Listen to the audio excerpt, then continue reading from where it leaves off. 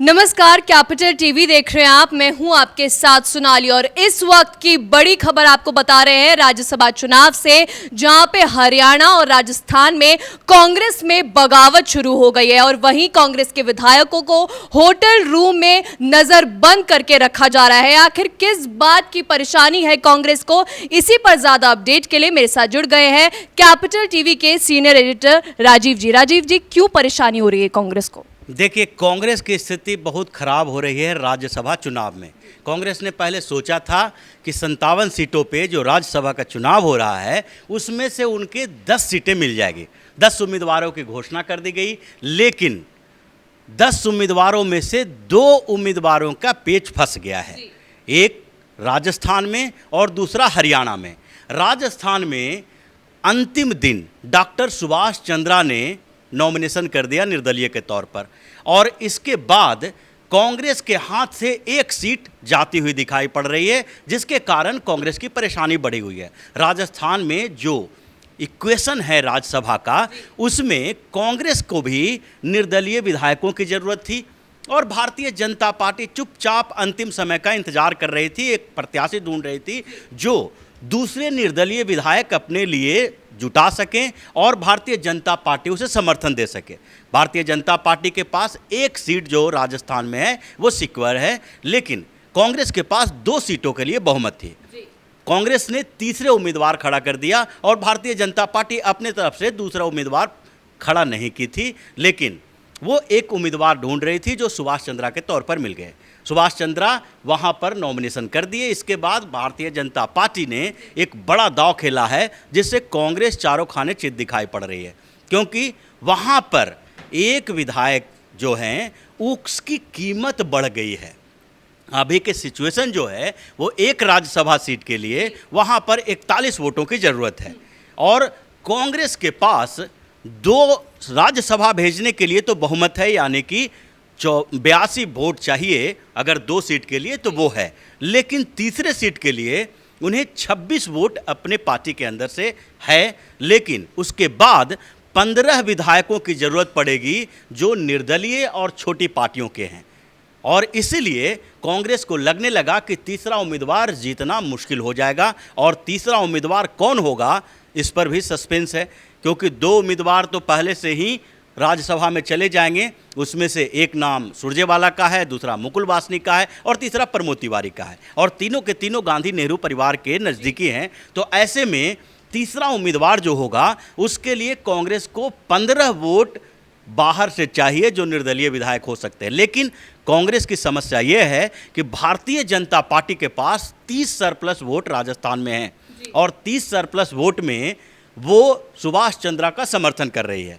अब उसको सुभाष चंद्रा को जिताने के लिए भारतीय जनता पार्टी को 11 वोटों की ज़रूरत होगी, जबकि 13 निर्दलीय विधायक राजस्थान में हैं और भारतीय ट्राइबल पार्टी के 2 विधायक हैं, लोक दल के 1 विधायक हैं, सीपीएम के 2 विधायक हैं। तो इन सबको मिला के अगर देखा जाए तो कांग्रेस को इस बात का भी डर है कि राजस्थान में उनके पार्टी के विधायक भी डॉक्टर सुभाष चंद्रा के साथ जा सकते हैं, क्योंकि पहले से ही राजस्थान में ये सवाल उठ रहा था कि अगर वहाँ पर राजस्थान के किसी राज्यसभा उम्मीदवार को उतारा जाएगा तभी सब एकजुट रहेंगे।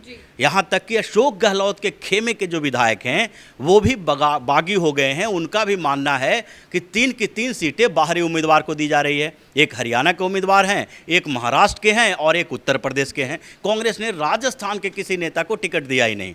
तो इसके कारण अब अशोक गहलोत की भी परेशानी बढ़ी हुई है और राहुल गांधी, सोनिया गांधी की भी परेशानी बढ़ी हुई है। इसलिए ये लोग अपने विधायकों को पहले सुरक्षित रखना चाहते हैं और उनको रिसोर्ट में भेज दिए उदयपुर के। इनका मानना है कि हमारे विधायक ही बागी हो जाएंगे, और लगभग ये तय है कि कांग्रेस को वहाँ 1 सीट का नुकसान होना है। जो उम्मीद पाल रखी है कांग्रेस कि 3 राज्यसभा की सीटें राजस्थान से मिल जाएगी, वो मिलने वाली नहीं है। 1 सीट पर सुभाष चंद्रा की जीत लगभग पक्की हो गई है। कुछ इसी तरह की स्थिति हरियाणा में भी है। हरियाणा की स्थिति भी इसी तरह है, क्योंकि हरियाणा में कांग्रेस को उम्मीद थी कि वो आसानी से 1 राज्यसभा सीट ले लेगी। भारतीय जनता पार्टी 1 सीट पर चुनाव लड़ रही थी और 1 सीट उसके लिए सुरक्षित है। कांग्रेस को भी लगा कि भाजपा की एक सीट है, हमारी भी एक सीट हो जाएगी, तो इसके कारण दोनों के लिए आसानी से जीत हो जाएगी। लेकिन अंतिम समय में बाजी पलट गई।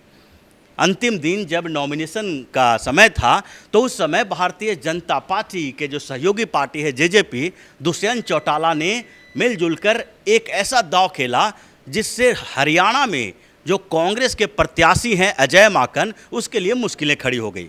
और सबसे बड़ी मुश्किल हो गई खड़ी सोनिया गांधी और राहुल गांधी के लिए, क्योंकि अजय माकन को राहुल गांधी का बेहद करीबी माना जाता है। अब हरियाणा की स्थिति है, वहाँ पर 90 विधायक हैं और 2 सीटों पर चुनाव होना है, तो यानी कि वहाँ पर 31 वोट चाहिए एक राज्यसभा सांसद के लिए जीतने के लिए। अब ऐसे में कांग्रेस के पास सिर्फ 31 विधायक हैं, जबकि भारतीय जनता पार्टी के पास 40 विधायक हैं, तो 31 के बाद 9 विधायक जो हैं उनके, वो किसी दूसरे को वोट दे सकते हैं।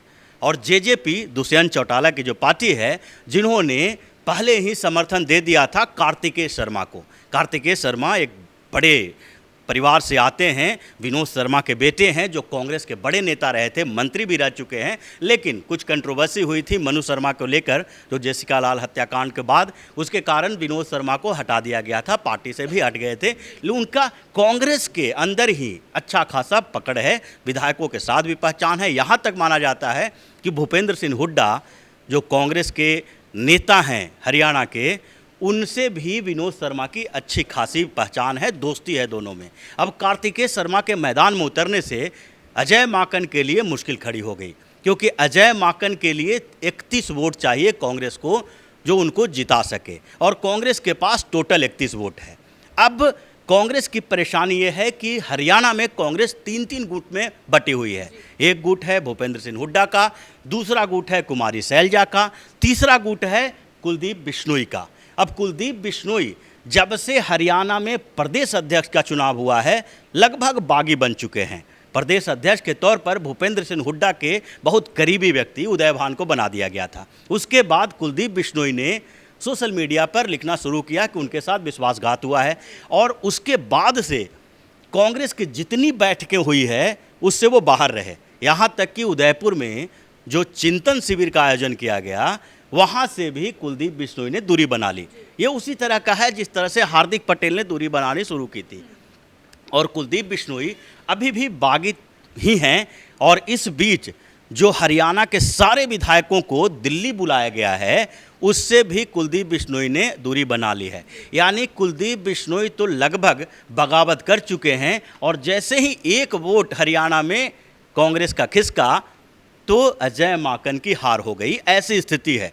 जबकि दूसरी तरफ कार्तिकेय शर्मा के सामने 3-4 वोट की ज़रूरत होगी, क्योंकि 10 वोट जेजेपी का उनको मिला हुआ है, 9 सरप्लस वोट जो है भारतीय जनता पार्टी का वो भी उनको मिला हुआ है। उसके बाद 7 जो इंडिपेंडेंट विधायक वहाँ पर हैं उनका वोट भी उन्हें मिला हुआ है।